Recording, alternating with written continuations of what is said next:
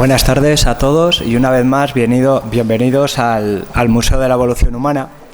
Hoy vamos a culminar el ciclo charlando con los investigadores que hemos llevado a cabo, como sabéis, como cada año desde la inauguración del museo, en el cual aprovechamos la estancia en Burgos del equipo de investigación de Atapuerca para que alguno de sus miembros pues venga a contarnos las líneas de investigación y los trabajos que vienen realizando. Contamos hoy con la presencia de la doctora Marina Lozano y bajo el sugerente título de Hábitos culturales de un homínido de hace 500.000 años, pues nos va a acercar de un modo práctico y bastante dinámico y didáctico a cómo era la realidad de estos homínidos, que bueno, conocemos técnicamente con el nombre de Homo heidelbergensis y que conocemos muy bien gracias a un yacimiento como es el yacimiento de la Sima de los Huesos, que nos permite conocer muy bien la estructura anatómica de estas poblaciones, pero también gracias a otros yacimientos como Galería o los niveles superiores de Grandolina, que nos permiten acercarnos a su día a día, es decir, cómo obtenían alimento, qué animales aprovechaban o cuáles eran los recursos vegetales que podían encontrar en el medio. La doctora Marina Lozano se licenció en el año 2005 en la Universidad Rovira i Virgili y desde muy pronto enfocó su metodología y su línea de investigación a algo poco habitual en el campo arqueológico o desde un punto de vista de los arqueólogos, porque enfocó su estudio a las poblaciones humanas y sobre todo al estudio de estos grupos a través de la dentición anterior. Cuando hablamos de esto, pues bueno, cabe remitirnos al propio equipo de investigación de Atapuerca y también a esta sede donde estamos, al Museo de la Evolución Humana, porque muchas veces pensamos que esto ha surgido de la noche a la mañana y que bueno, tenemos la suerte en Burgos de tener unos fósiles y qué menos que esos fósiles tengan un gran espacio donde la gente los pueda disfrutar. Eso es cierto, pero no debemos olvidar que desde 1978 se está trabajando sistemáticamente y es fruto de estas investigaciones y de toda la labor de campo, así como de los trabajos de investigación que se realizan durante el resto del año, cuando un proyecto de tal envergadura como es el proyecto Atapuerca desde un punto de vista científico y como es el proyecto del Museo de la Evolución Humana desde un punto de vista cultural, se puede llevar a cabo. ¿Y por qué decimos que la doctora Marina pues era un bicho raro, si me lo permites, dentro de sus compañeros de laboratorio?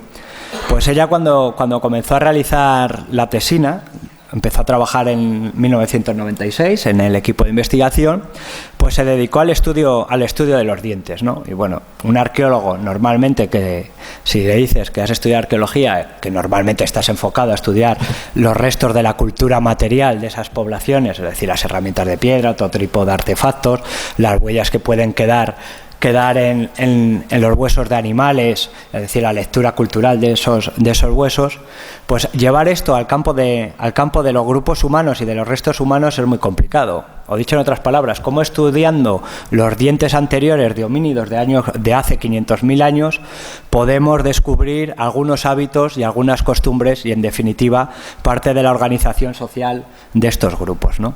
Pues a ese viaje es al que nos va a sumergir hoy la buena compañera y amiga Marina, y espero que disfrutáis tanto como yo de la exposición que va a realizar y cómo, estudiando la dentición anterior, podemos saber no simples curiosidades, sino meternos en un homínido de hace 500.000 años y comprender a estos otros humanos que vivieron en la Sierra de Atapuerca pues hace un poquito de tiempo. Muchas gracias por su presencia.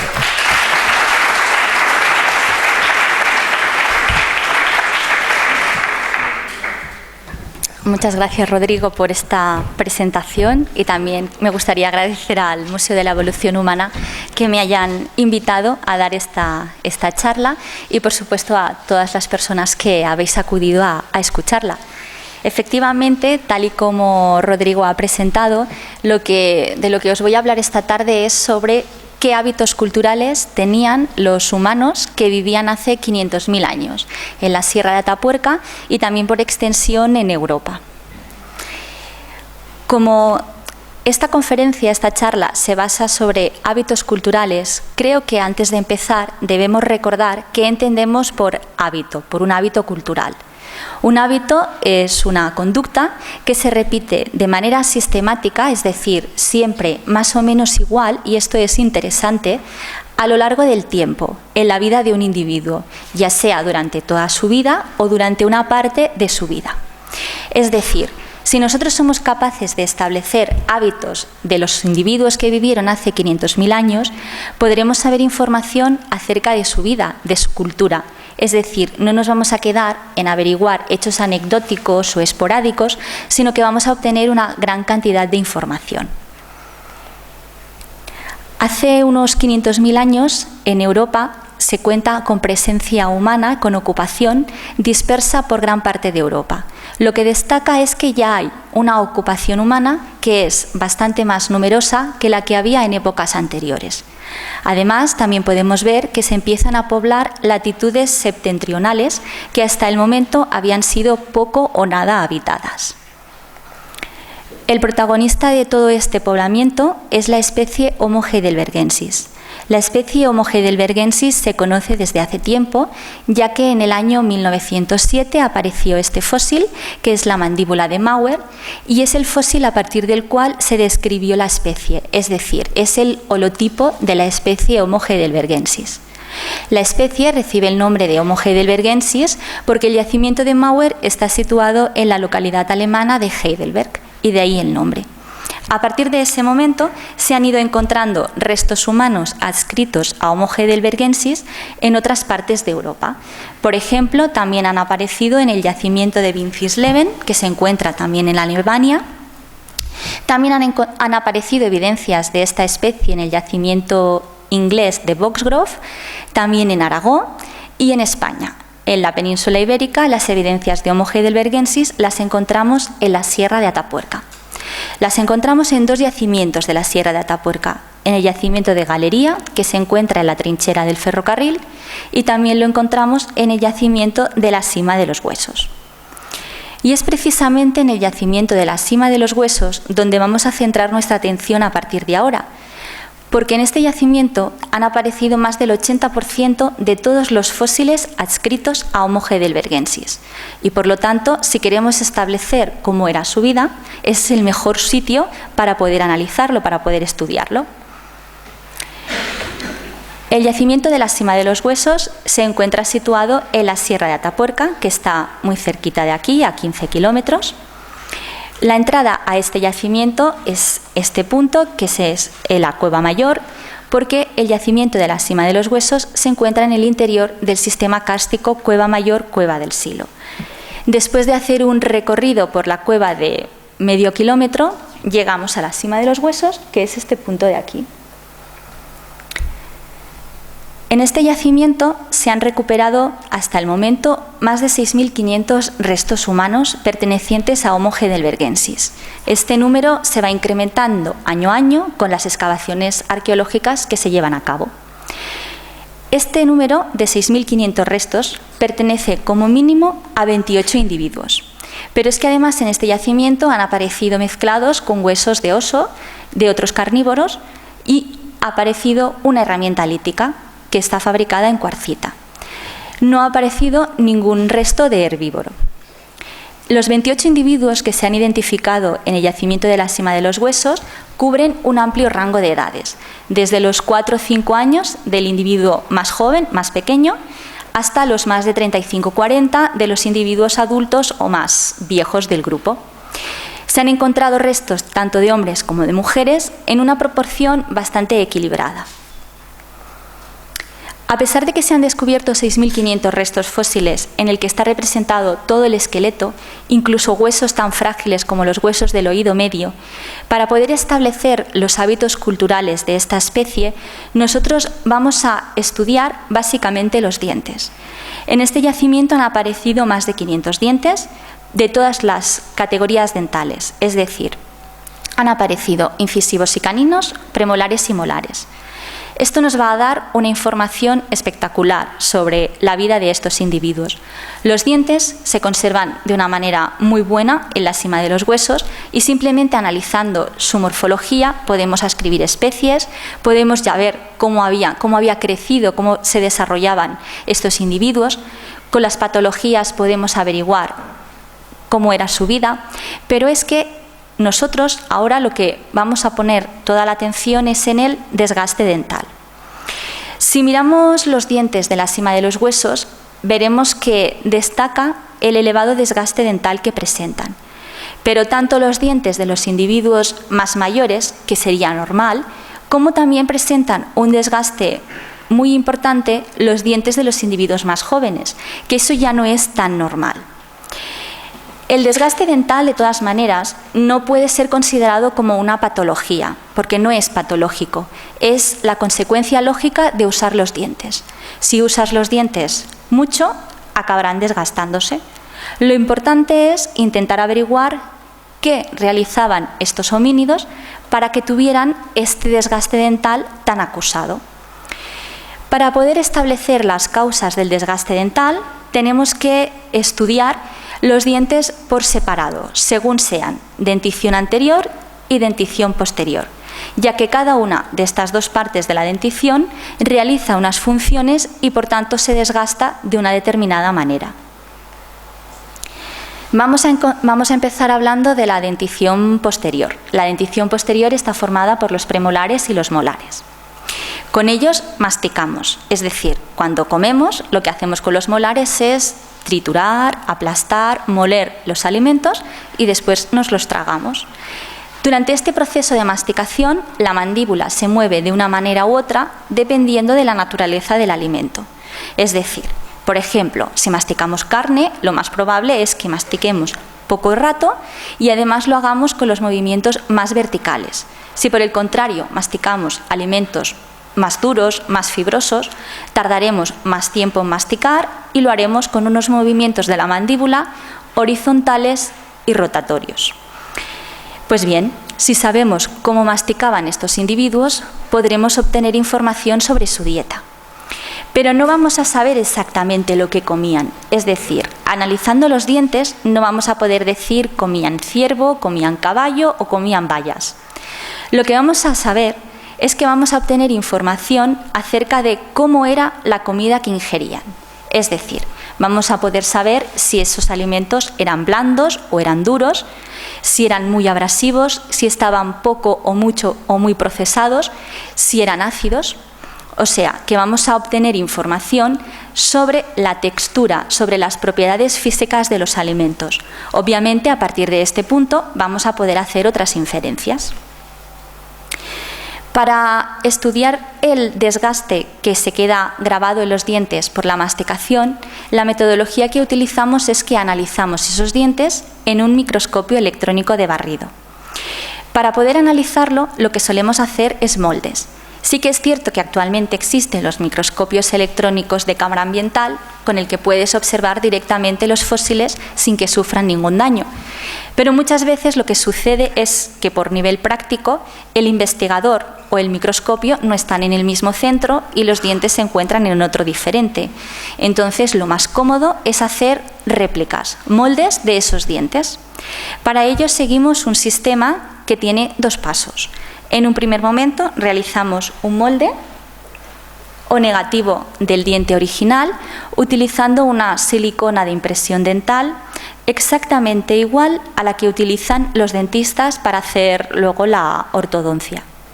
Una vez el molde se ha separado del diente, que se separa con bastante facilidad, este molde se rellena con una resina de poliuretano, que sería este paso de aquí. Pasados unos minutos obtenemos una réplica exacta del original. Original que lo que hacemos en este caso ya, la réplica en este caso quiero decir, la introducimos en el microscopio electrónico. De los molares y premolares, para poder averiguar la dieta, lo que hacemos es que analizamos en primer lugar la superficie oclusal del diente. La superficie oclusal del diente es la superficie de masticación propiamente dicha. Es la superficie que entra en contacto directo con la comida, pero también con un diente superior o con el diente inferior. Es la superficie que aplasta, que tritura la alimentación. Por lo tanto, se acaba desgastando. En este diente que podemos ver aquí en concreto, vemos que a nivel general presenta desgaste, ha perdido parte del esmalte y las cúspides dentales. Lo que sucede es que a nosotros nos interesa ver todavía más detalle, ver los rasgos de microdesgaste, los más pequeños. O sea que nos acercamos un poquito más. Si nos acercamos más, en este caso a unos 500 aumentos, observaremos que empiezan a aparecer rasgos de desgaste. En concreto, podemos observar agujeros, que son estos rasgos de aquí más o menos circulares, y luego también aparecen estrías, que son estos rasgos alargados. Una vez obtenemos estas imágenes, lo que hacemos es analizarlas, las procesamos. Lo que nos interesa saber es la cantidad de rasgos de microdesgaste que hay, es decir, contamos el número de agujeros y contamos el número de estrías. Pero es que también queremos saber la longitud de esas estrías y la orientación de las estrías, ya que todo esto nos va a aportar una información muy valiosa para poder establecer las características de la dieta. Los dientes de la cima de los huesos están muy desgastados y a veces eso es un problema porque están demasiado desgastados. Muchos de ellos han perdido el esmalte de la corona, de la superficie oclusal, y por lo tanto no podemos estudiar el microdesgaste dental. Como en la cima de los huesos eso es un problema, porque tendríamos que prescindir del estudio de varios individuos, lo que hacemos es que analizamos la superficie bucal o vestibular de los dientes. Esta superficie es la superficie que está en contacto directo con las mejillas. ¿Y por qué analizamos esta superficie y no la otra, la que está en contacto con la lengua? Porque la lengua lo que suele hacer es que erosiona, abrasiona y acaba borrando los rasgos de microdesgaste. Además, la superficie vestibular solamente entra en contacto directo con la alimentación y, por lo tanto, el desgaste que podamos encontrar no será causado por la fricción al rechinar los dientes, solamente será causada por la dieta. La metodología es la misma. Lo analizamos en el microscopio a más aumentos, en este caso a 100 aumentos ya empiezan a aparecer los restos de microdesgaste y seguimos haciendo lo mismo. Contamos el número de rasgos. En la dentición, en la cara bucal de los molares y premolares, solamente suelen aparecer estrías. En casos de alimentos muy muy ácidos, sí que se suelen encontrar agujeros, pero normalmente solamente quedan grabadas estrías. Y lo que hacemos es lo mismo. Contamos el número de estrías, vemos su longitud y su orientación. Una vez hemos analizado la muestra dental de la cima de los huesos, obtenemos los primeros resultados. Lo que destaca de esta población es que tienen una gran cantidad de rasgos de microdesgaste. Tienen muchas estrías y están orientadas de manera muy diversa. Y además, en las superficies oclusales aparecen bastantes agujeros. ¿Esto qué nos está diciendo? Esto nos está indicando que tenían una dieta muy abrasiva. Era una dieta mixta que estaba compuesta por alimentos de origen vegetal y también alimentos de origen cárnico. La carne por sí misma no es lo suficiente dura o abrasiva para arañar el esmalte dental, pero tenemos que suponer que esa carne estaba contaminada con partículas de polvo, de tierra, y eso es lo que hace que arañara el esmalte dental. Pero claro, llegados a este punto podemos pensar, bueno, ¿y cómo se infiere que esta orientación o que esta longitud de las estrías quiere decir que la dieta era mixta o así? Pues esto lo sabemos porque hemos hecho estudios de microdesgaste dental en poblaciones de cazadores-recolectores o de sociedades preindustriales con una dieta bien conocida. Hemos analizado dientes de esquimales, de los que sabemos exactamente su dieta. Sabemos que la dieta de los esquimales, se analizaron esquimales que vivieron antes del contacto con los europeos y por tanto tenían la dieta típica y característica de los grupos cazadores-recolectores.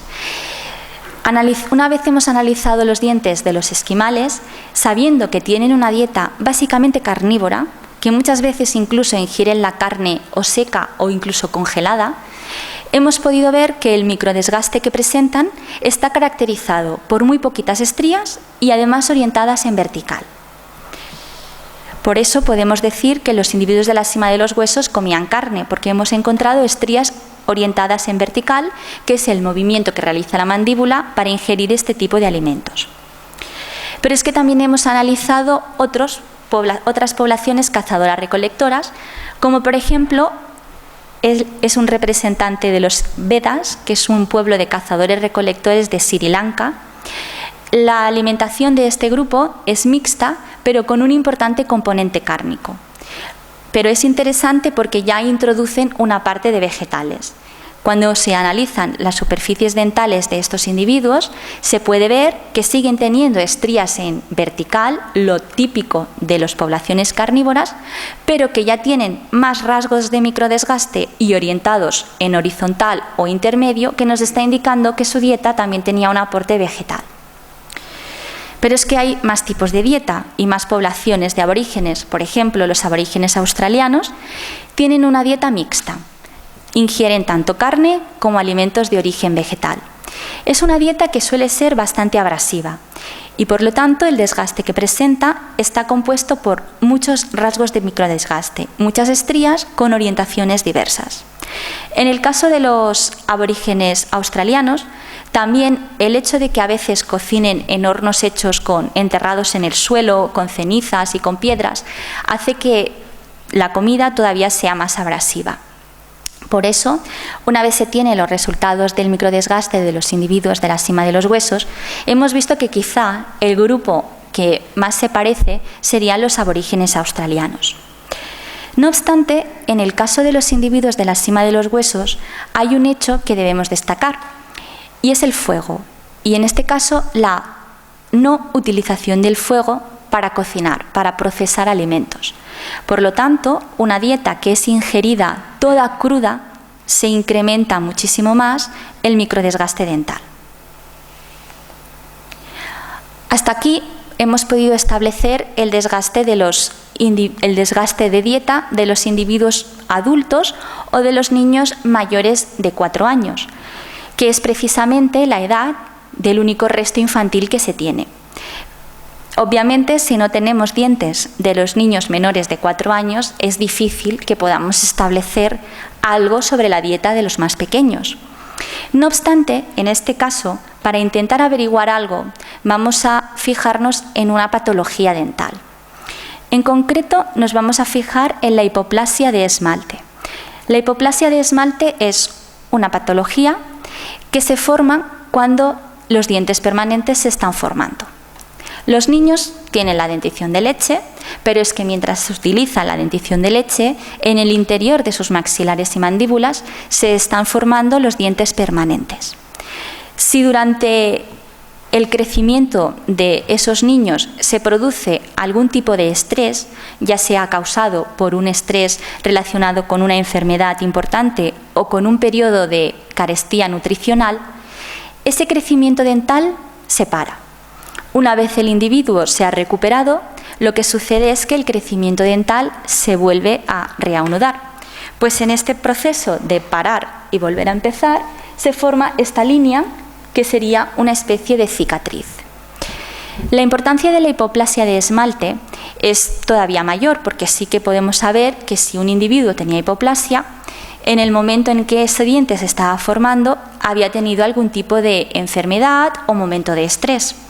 Pero es que además, como sabemos perfectamente cómo crecen los dientes y el tiempo que tardan en crecer, dependiendo del diente en el que se encuentre la hipoplasia y dependiendo de la altura de la corona dental, podemos llegar a inferir cuándo tuvo esa enfermedad o ese momento de estrés. El estudio de hipoplasias dentales en los individuos de la sima de los huesos ha determinado que hay 7 individuos afectados de hipoplasia de esmalte. La tasa de dientes, la densidad de dientes con hipoplasia es muy baja si se compara con otros grupos como por ejemplo los neandertales o incluso otras poblaciones de Homo sapiens. Esto lo que nos está indicando es que en general los individuos de la sima de los huesos era una población que estaba bien adaptada al medio y que tenían un escaso estrés metabólico o fisiológico en el momento de crecer. Pero bueno, los 7 individuos afectados, a ellos les sucedió algo, un estrés metabólico que luego pudieron superar porque vivieron y acabaron muriendo cada uno a una edad diferente. Con esto quiero decir que no, los 7 individuos no tuvieron un momento de estrés o una enfermedad al mismo tiempo porque no tenían todos 3 años a la vez. Porque es que resulta que los individuos, estos 7 individuos, todos tuvieron ese momento de estrés hacia el 3er año de vida. Entonces, si esos individuos no eran coetáneos cuando tenían 3 años, ya sería casualidad que hacia los 3 años todos hubieran sufrido una enfermedad. Por lo tanto, la causa de la hipoplasia de esmalte no sería una enfermedad. Y tendríamos que pensar en que seguramente estaría relacionada con algún tipo de estrés nutricional. ¿Y qué es lo que puede suceder que demande un estrés nutritivo o de alimentación en un niño hacia los 3 años de edad? Pues otra vez hemos recurrido a las poblaciones de cazadores-recolectores y hemos visto que la gran mayoría de ellos, lo que sucede hacia esa edad es que dejan de alimentarse de leche materna y pasan a la dieta adulta. Este momento de cambio en la actualidad no conlleva ningún peligro. Los niños son destetados y pasados a la alimentación adulta gradualmente, con purés, etc. Pero claro, estamos hablando de una población de hace 500.000 años, en la que a lo mejor esos 7 individuos sí que pudieron tener un cierto estrés. Por lo tanto, hemos podido establecer y conocer algo más sobre la dieta de los más pequeños, aunque no tengamos las evidencias directas de los niños. Pero es que los molares y los premolares también nos aportan más información sobre hábitos, y en este caso sobre un hábito cultural muy conocido, es el uso del palillo. El uso del palillo para limpiarse algo que se haya quedado entre los dientes es algo que se hace con mucha frecuencia actualmente. Pero es que los individuos de Homo heidelbergensis ya lo hacían. De hecho, este molar que podemos ver aquí es un molar que es de los restos de Homo heidelbergensis que se encontró en Galería, en el otro yacimiento de la Sierra de Atapuerca que tiene restos de Homo heidelbergensis. Si nos fijamos aquí, veremos que hay una depresión, un surco, y esta es la cara que está en contacto con otro diente. Este surco se ha causado por introducir un palito entre los dientes, pero no se ha hecho una vez ni dos, sino que ha sido un hábito. Se ha hecho muchas veces porque ha acabado desgastando el diente. Es decir, sabemos que los individuos de Homo heidelbergensis utilizaban palillo. Las evidencias en el registro fósil del uso del palillo se remontan desde la aparición del género Homo, ya que incluso Homo habilis utilizaba palillo. Pero en algunas poblaciones el uso de palillo está asociado a algunas patologías, a algunas enfermedades. Por ejemplo, se ha visto restos de uso de palillo en dientes que presentan caries importantes, en dientes que tienen abscesos asociados, y se ha considerado que el uso de palillo sería una manera de aliviar el dolor. En este caso parece que el uso del palillo no está asociado a una patología y por lo tanto lo que podemos pensar es que era simplemente un uso higiénico para quitarse un trocito de carne o de alimento que molesta entre los dientes. La dentición posterior hemos visto que nos ha dado información básicamente sobre la dieta de esos homínidos. Entonces vamos a pasar ahora a ver qué nos aporta, qué información nos da la dentición anterior. La dentición anterior está compuesta por incisivos y caninos. La función básica de los incisivos y caninos es la preparación de alimentos. Si nosotros nos comemos una manzana, como se ve en la imagen, lo que hacemos con los dientes anteriores es cortar un trocito pequeño que inmediatamente lo pasamos a los molares y los premolares, que es donde masticamos. Los incisivos y los caninos de la cima de los huesos están muy desgastados, demasiado desgastados para que su única función haya sido la preparación de alimentos, aunque esos alimentos sean duros y abrasivos.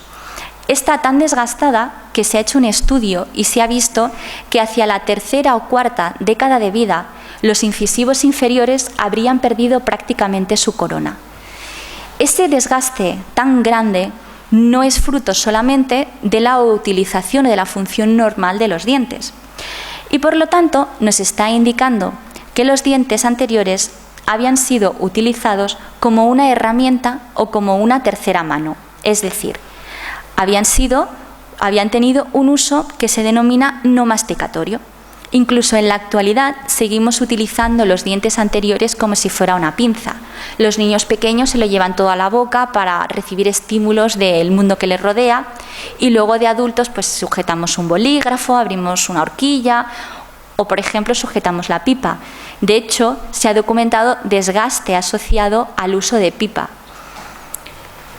Pero es que el uso no masticatorio de la dentición anterior es algo que se puede comprobar también en sociedades de aborígenes, de cazadores-recolectores, de sociedades productoras.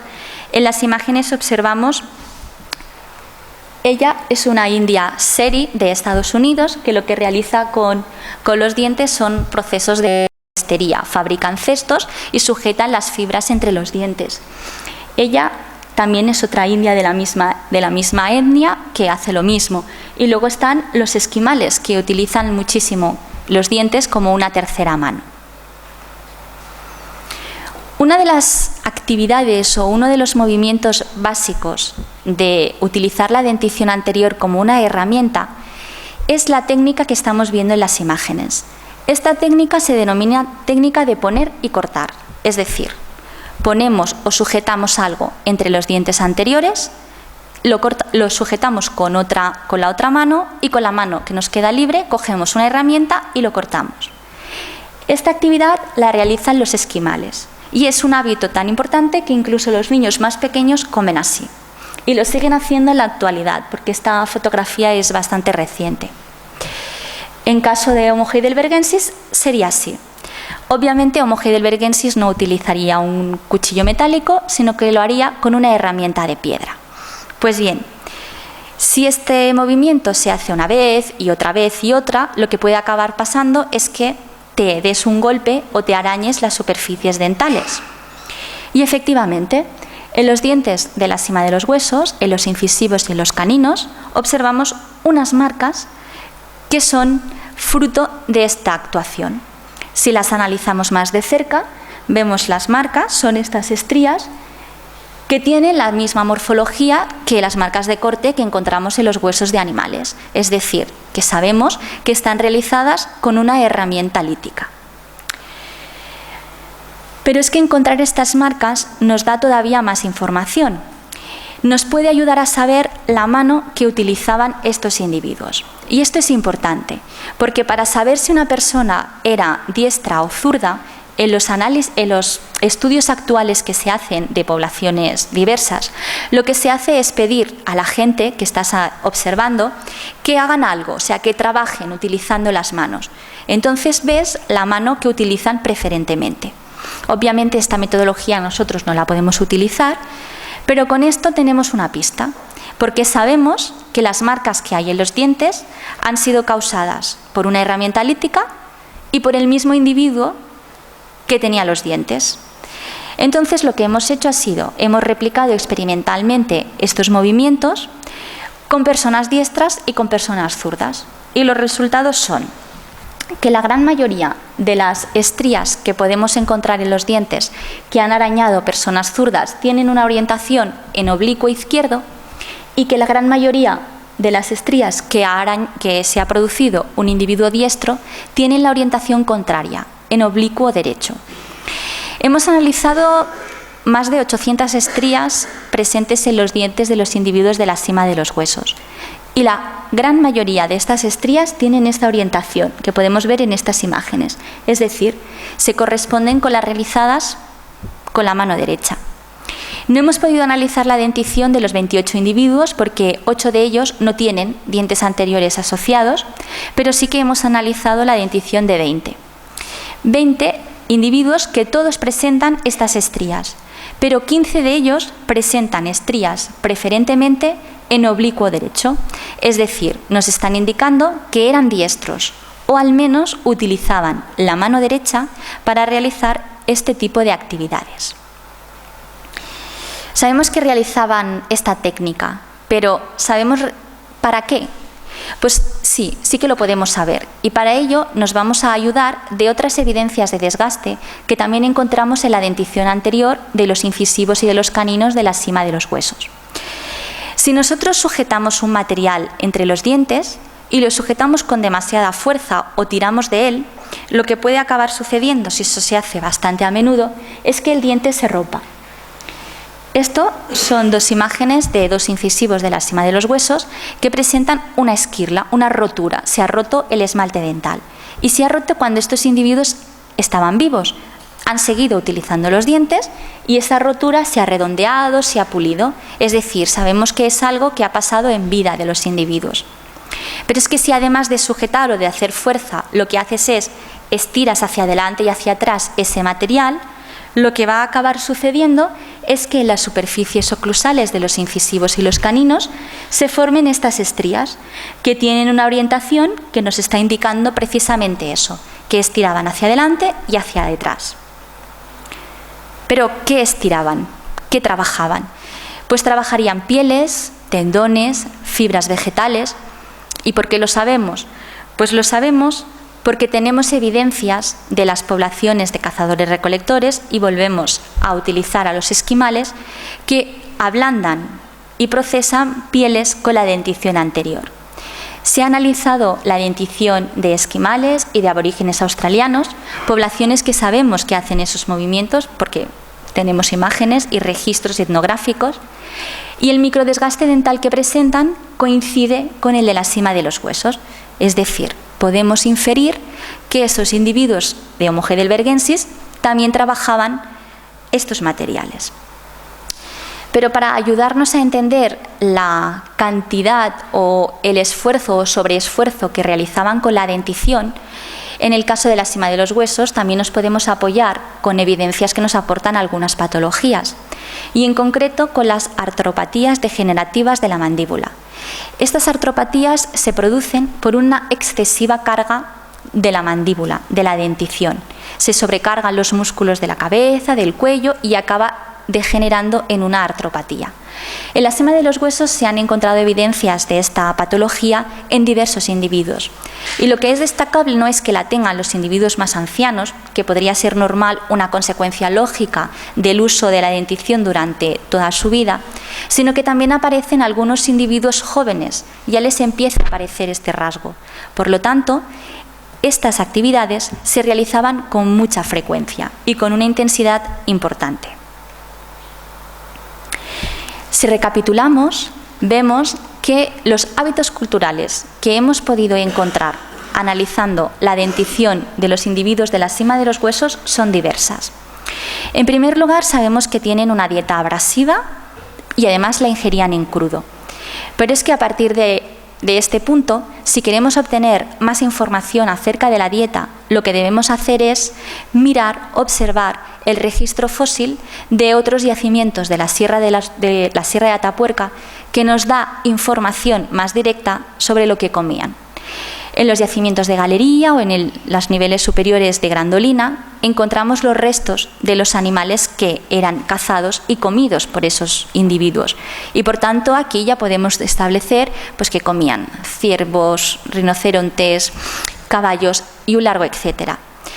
En el caso de los alimentos vegetales, la información es más controvertida, ya que los macrorrestos vegetales no han fosilizado, pero sí que tenemos evidencias de polen que nos están dando información sobre la flora que habría en el medio ambiente. Y sabemos que tendrían acceso a alimentos de origen vegetal. Seguramente, por la cantidad de desgaste, lo que se comerían no sería tanto los frutos, que habría frutos pero muy estacionales, sino que ingerirían hojas, brotes, raíces. Todos estos alimentos desgastan mucho los dientes. También hemos podido averiguar que los niños pequeños eran destetados hacia los 3 años de edad y que además superaban ese momento. Sabemos que utilizaban palillo y también hemos podido establecer que utilizaban los dientes para realizar tareas no masticatorias. Hemos analizado 20 de los 28 individuos. En esos 20 individuos hay individuos representados de todas las edades y tanto hombres como mujeres. Lo que destaca del análisis de estos individuos de la sima de los huesos es que tanto hombres como mujeres realizaban trabajos paramasticatorios con la dentición. Es decir, no hemos encontrado ninguna diferencia por sexos. Lo que sí que cabe decir es que solamente podemos averiguar que realizaban estas actividades, pero no podemos saber si, por ejemplo, estaban organizados de alguna manera especial, en plan, pues los hombres trabajan los vegetales y las mujeres las pieles. Eso no lo podemos saber. Y además, en todas las edades aparecen estos rasgos de desgaste, es decir, que tanto los niños como los adultos lo realizaban. De esto se pueden tener dos lecturas. Por una parte, esas tareas constituían un hábito y eran algo tan importante para la supervivencia del grupo que incluso los más pequeños, por imitación o por aprendizaje, las realizaban. Y finalmente hemos podido averiguar que utilizaban la mano derecha. El hecho de que utilicen la mano derecha no es algo simplemente anecdótico, sino que tiene unas implicaciones muy importantes. Si sabemos que utilizaban la mano derecha de una manera preferente, sabemos que tenían el cerebro organizado como nuestra especie, que tenían lateralidad cerebral. Un aspecto que ha evolucionado a la par que la lateralidad manual y que es muy importante en la evolución humana es el lenguaje. Efectivamente, podemos decir que los individuos de la sima de los huesos, si ya tenían la capacidad de utilizar preferentemente la mano derecha, podrían tener lenguaje. Pero es que efectivamente sabemos que los individuos de la sima de los huesos tenían lenguaje, no solamente por las evidencias dentales, sino porque se han estudiado los huesos sioides y se ha visto que eran capaces de articular el lenguaje hablado. Pero es que además también se han estudiado el oído medio y se ha visto que eran capaces de escuchar en la frecuencia del habla humana. Por lo tanto, tenían lenguaje. Las implicaciones de todo esto son grandes, porque quiere decir que estos homínidos se podían comunicar entre ellos de una manera muy eficiente. De hecho, el registro fósil de la Sierra de Atapuerca nos permite asegurar que estos individuos conocían el medio ambiente a la perfección, pero no solamente los heidelbergensis de la Sierra de Atapuerca, sino que también otros heidelbergensis que se han encontrado o ellos directamente o sus restos. Por ejemplo, tenemos aquí en la imagen las lanzas de Schöningen. Son unas lanzas de madera de más de 2 metros de longitud que nos aportan mucha información. Por un lado, sabemos que trabajaban la madera y lo sabemos directamente porque hemos encontrado la evidencia. Pero es que además estas lanzas de 2 metros, que según los investigadores de estos yacimientos quiere decir que realizaban una caza sistemática de caballos, nos está indicando que estos homínidos tenían la capacidad mental necesaria para pensar la mejor manera para ir a cazar unos caballos y la manera más eficaz, preparar esas herramientas que conlleva conocer el medio ambiente y preparar esas lanzas y después realizar la caza. Cacerías que además serían en grupo. Si tú tienes capacidad para un lenguaje, te puedes organizar muchísimo mejor que si apenas puedes hablar. Pero es que en la sima de los huesos, si volvemos a ella, encontramos otras evidencias de lo que podían llegar a hacer los Homo heidelbergensis.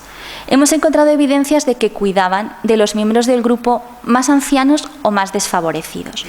En la imagen observamos una reconstrucción de Benjamina, que es una niña que había vivido hasta los 9 años de edad y que sufría una patología craneal que le había llevado a tener alguna especie de retraso, tanto físico como mental. Si hace 500.000 años esta niña, que no podría sobrevivir sola, sobrevivió hasta los 9 años, nos están indicando que sus congéneres la ayudaron. Pero es que además está el caso de la pelvis elvis, que se puede observar en este museo, que nos hace referencia a un hombre adulto que tendría limitaciones de movimiento y que vivió hasta bastantes años, hasta una edad avanzada. Eso significaba también que le ayudaban. Finalmente, en la sima de los huesos, la deposición de los cadáveres en la sima de los huesos también nos está indicando que había ya una especie de comportamiento simbólico.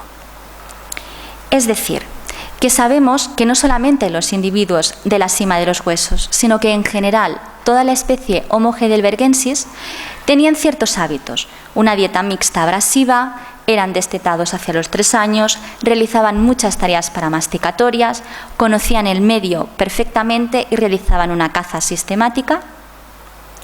También ayudaban a los enfermos, tenían una importante cohesión social, una deposición intencional de cadáveres, es decir, ya una especie de preenterramiento y de preocupación por el otro una vez se ha muerto. Y después tenían también ya lateralidad manual y lenguaje. ¿Todo eso qué nos está diciendo? Pues que la especie Homo heidelbergensis presentaba ya un comportamiento complejo. Comportamiento complejo que después se verá incrementado en los neandertales, pero que ya aparece hace 500.000 años. Y gracias a todo esto hemos podido establecer hábitos culturales de esta especie. Gracias.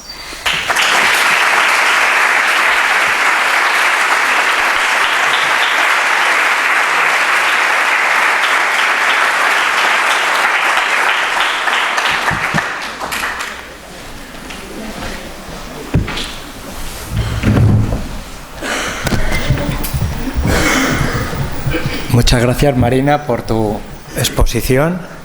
Y ahora es el turno de ustedes. Si queréis plantear alguna duda o alguna curiosidad a Marina. Sí. Me gustaría que explicaras un poquito como iniciación del pensamiento simbólico. Uy. Ya sé que es complejo, pero bueno. En ya fin. como lo has iniciado. A ver. Claro, el comportamiento complejo, lo interesante de esto es que hasta hace relativamente poco se pensaba que el comportamiento complejo era solamente de nuestra especie. Es decir, que el éxito de Homo sapiens era porque éramos los únicos que habíamos podido tener este tipo de comportamiento. El comportamiento simbólico es la capacidad para realizar abstracciones. Claro, de ahí puede aparecer pues, que seas capaz de pensar que si tu compañero se ha muerto, puede ser o tengas la necesidad de preservar su cuerpo y a partir de aquí hacer las implicaciones que quieras. Esto es un salto importante que aparece por primera vez aquí. Pero es que a partir de ahí, después, pueden venir otros comportamientos simbólicos. Esto está también muy relacionado con el lenguaje.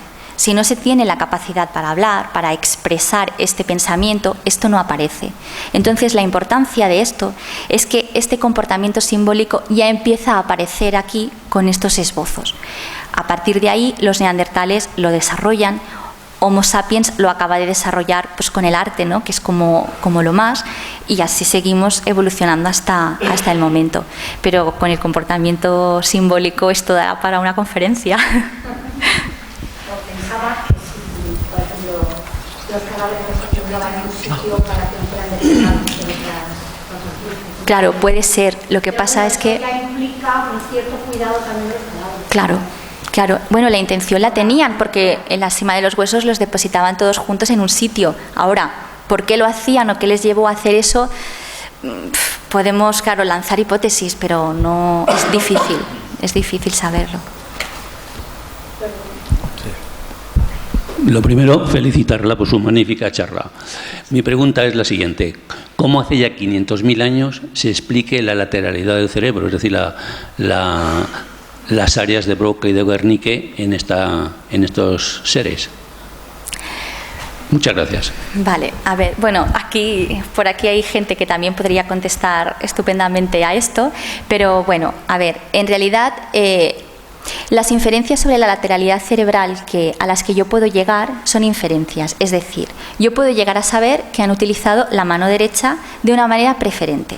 Entonces, si a nivel de grupo la gran mayoría de estos individuos utilizaban la mano derecha, esto implica que el cerebro ya tenía la organización que el nuestro.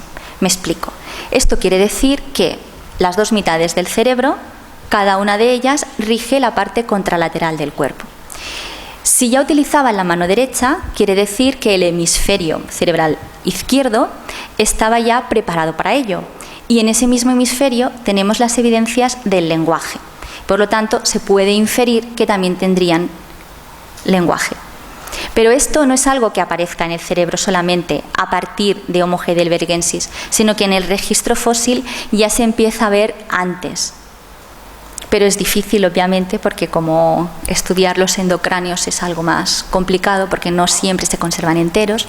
Pero de hecho, en la cima de los huesos, como sí que se conservan cráneos enteros, hay trabajos en curso sobre esto.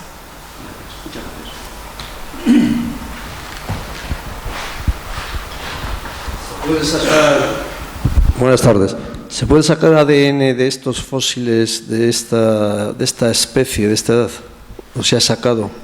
Pues de los neandertales sí que se ha sacado. En concreto, si se está realizando con los individuos de la cima de los huesos, no lo sé. No lo puedo decir. Vale, gracias.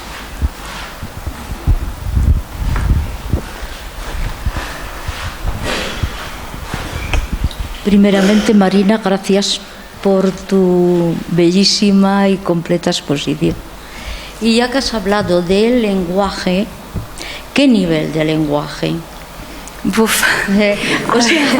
O sea, ¿qué entendemos por lenguaje? A ver, se sabe que tendrían lenguaje articulado. Es decir, no nos estamos refiriendo a gruñiditos, sino que ya serían capaces de hacer un lenguaje articulado.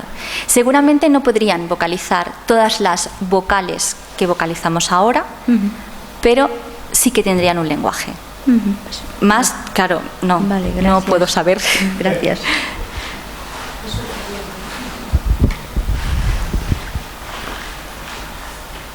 El lenguaje de signos se sabe ya de qué edad. No, claro, porque es que no, son cosas que no fosilizan, entonces obviamente los animales tienen lenguajes con signos y con cosas, o sea, seguramente lo llevarían a cabo, pero no fosiliza, entonces claro, eso no lo podemos saber.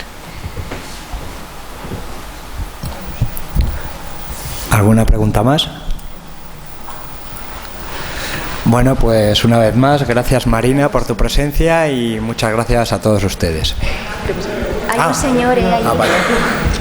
Bueno, quiero preguntar qué enfermedades más características existían en esa época que puedan, haberse supuestamente investigado de los fósiles. A ver, las enfermedades, las patologías que podemos encontrar son las patologías que afectan al hueso. Es decir, todas las enfermedades o patologías que no dejan una huella en los huesos no podemos saber si las tuvieron o no. Incluso las enfermedades que afectan a los huesos necesitan haber afectado durante un cierto tiempo para que se quede una marca en el hueso. Entonces, claro, están limitadas, pero podemos encontrar patologías dentales. Destaca, por ejemplo, en la cima de los huesos lo que es interesante es que no tenían caries. No tenían.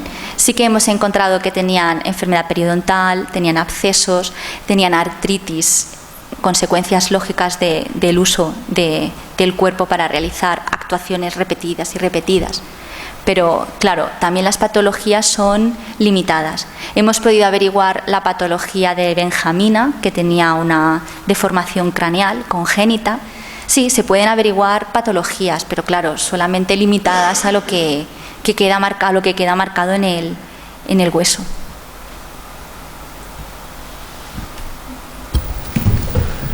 Bueno, ahora sí, hago una última pregunta.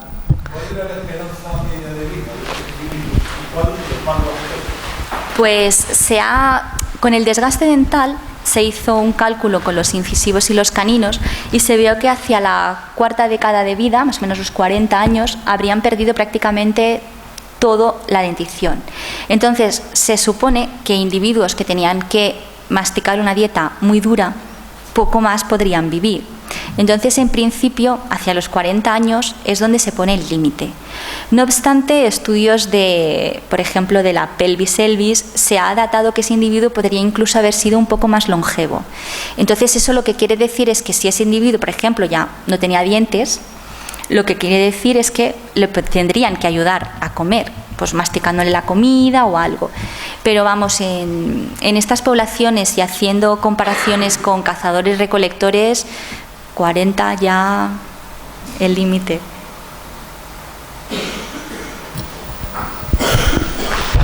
Lo que es básicamente la esperanza de vida de Homo sapiens hasta el siglo XIX.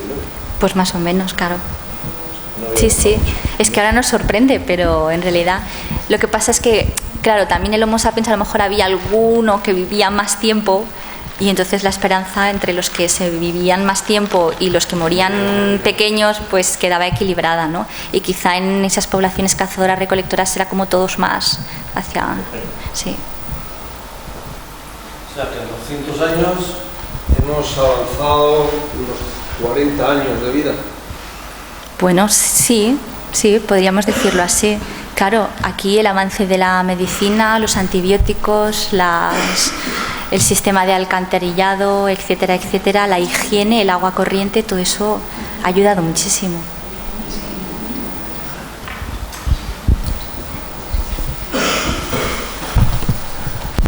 Bueno, pues si no tenemos ninguna pregunta más, Muchas gracias, Marina, y a todos los presentes.